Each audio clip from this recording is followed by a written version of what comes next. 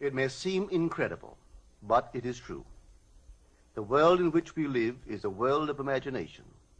In fact, life itself is an activity of imagining.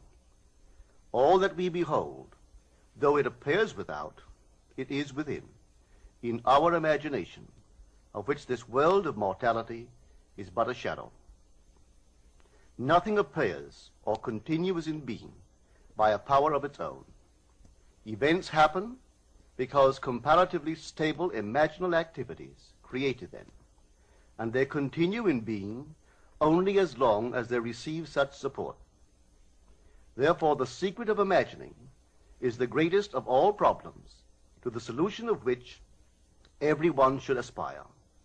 For supreme power, supreme wisdom, and supreme joy lie in the solution of this great mystery.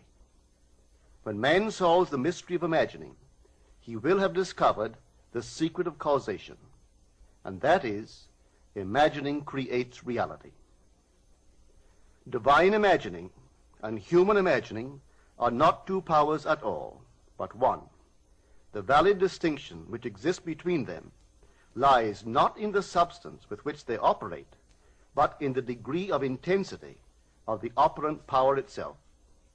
Acting at high tension, an imaginal act is an immediate objective fact. Keyed low, an imaginal act is realized in a time process. Human history, with its forms of governments, its revolutions, its wars, and in fact the rise and fall of nations, could be written in terms of the imaginal activities of men and women.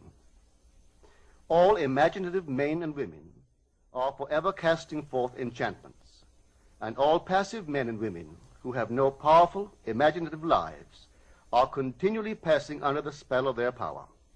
If imagination is the only thing that acts or is in existing beings or men, as Blake believed, then we should never be certain that it was not some woman treading in the winepress who began that subtle change in men's minds, or that the passion because of which the earth has been drenched in blood did not begin in the imagination of some shepherd boy, lighting up his eye for a moment before it ran upon its way. The future is the imaginal activity of man in its creative march. Imagining is the creative power, not only of the poet, the artist, the actor, and orator, but of the scientist, the inventor, the merchant, and the artisan. Its abuse in unrestrained, unlovely image-making is obvious, but its abuse in undue repression breeds a sterility which robs a man of actual wealth of experience.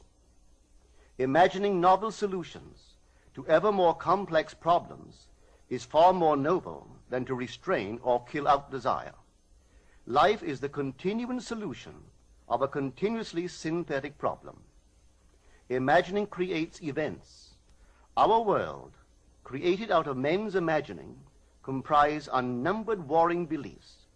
Therefore, there can never be a perfectly stable or static state.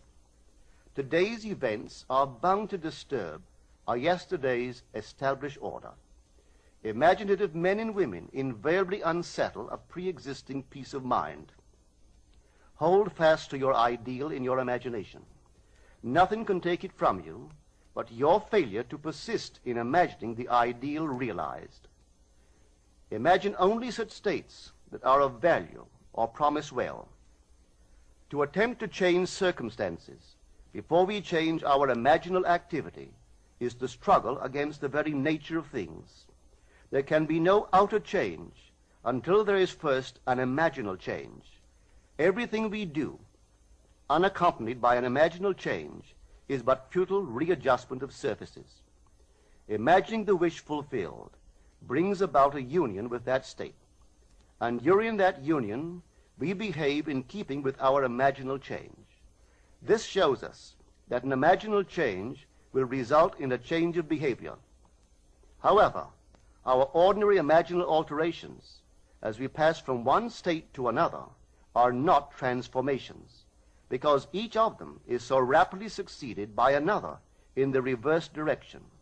But whenever one state grows so stable as to become our constant mood, our habitual attitude, then that habitual state defines our character and is a true transformation.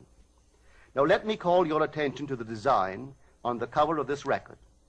You will notice a man sitting on a park bench, imagining himself to be in a home.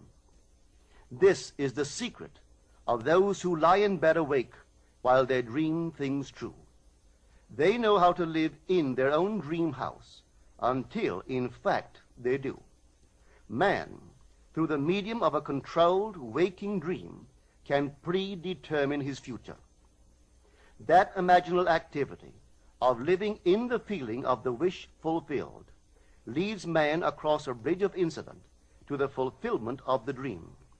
If we live in the dream, thinking from it and not of it, then the creative power of imagining will answer our adventurous fancy, and the wish fulfilled will break in upon us and take us unawares. Man is all imagination. Therefore, a man must be where he is in imagination, for his imagination is himself. To realize that imagination is not something tied to the senses or enclosed within the spatial boundary of the body is most important. Although man moves about in space by movement of his physical body, he need not be so restricted. He can move by a change in what he is aware of. However real the scene on which sight rests, man can gaze on one never before witnessed. He can always remove the mountain if it upsets his concept of what life ought to be. This ability to mentally move from things as they are to things as they ought to be is one of the most important discoveries that man can make. It reveals man as a center of imagining, with powers of intervention which enable him to alter the course of observed events, moving from success to success through a series of mental transformations of nature, of others, and himself. How does he do it? Self-abandonment. That is the secret. He has to abandon himself mentally to his wish fulfilled, in his love for that state, and in so doing live in the new state and no more in the old state. Now, we can't commit ourselves to what we do not love. So the secret of self-commission is faith plus love. Faith is believing what is incredible. We commit ourselves to the feeling of the wish fulfilled, in faith that this act of self-commission will become a reality, and it will, because imagining creates reality. Imagination is both conservative and transformative. It is conservative when it builds its world from images supplied by memory and the evidence of the senses. It is creatively transformative when it imagines things as they ought to be, building its world out of the generous dreams of fancy. In the procession of images, the ones that take precedence naturally are those of the senses. Nevertheless, a present sense impression is only an image. It does not differ in nature from a memory image or the image of a wish. What makes a present sense impression so objectively real is the individual's imagination functioning in it and thinking from it, whereas in a memory image or a wish, the individual's imagination is not functioning in it and thinking from it, but is functioning out of it and thinking of it.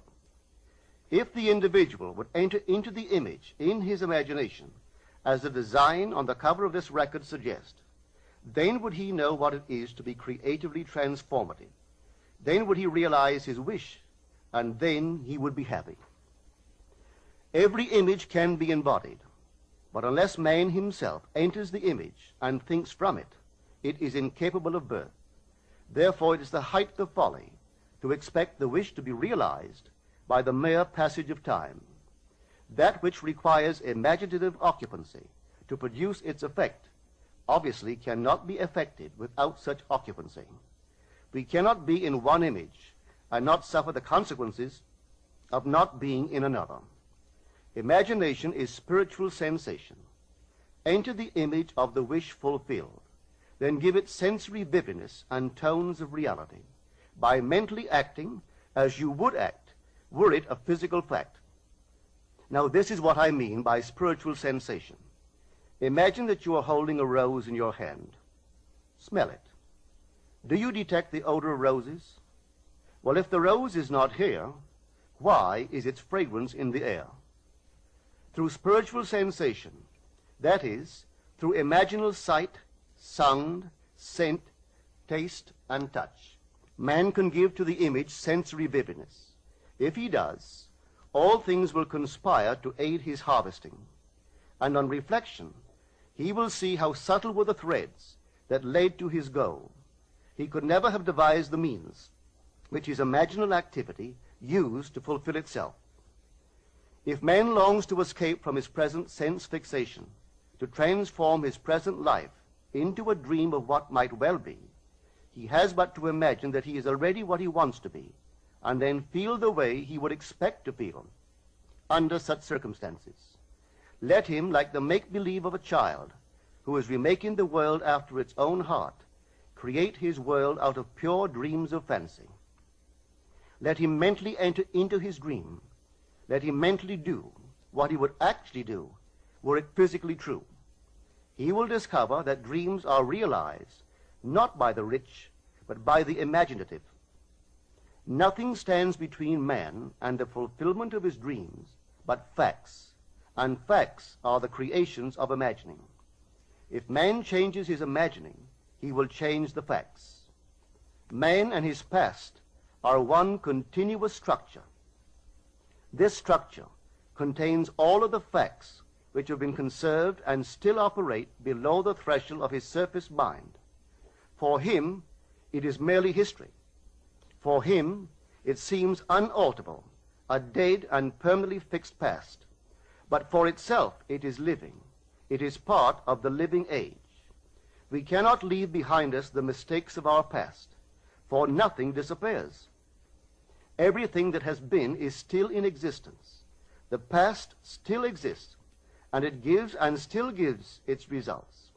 Man must go back in memory, seek for and destroy the causes of evil, however far back they lie.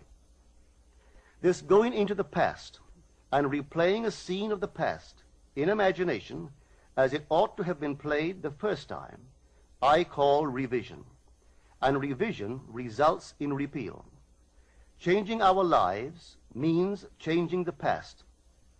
The causes of the present evil are the unrevised scenes of the past. The past and the present form the whole structure of man. It is carrying all of its contents with it.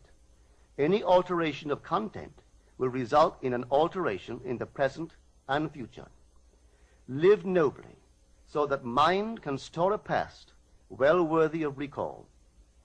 Should you fail to do so, remember, the first act of correction or cure is always revise. If the past is recreated into the present, so will the revised past be recreated into the present.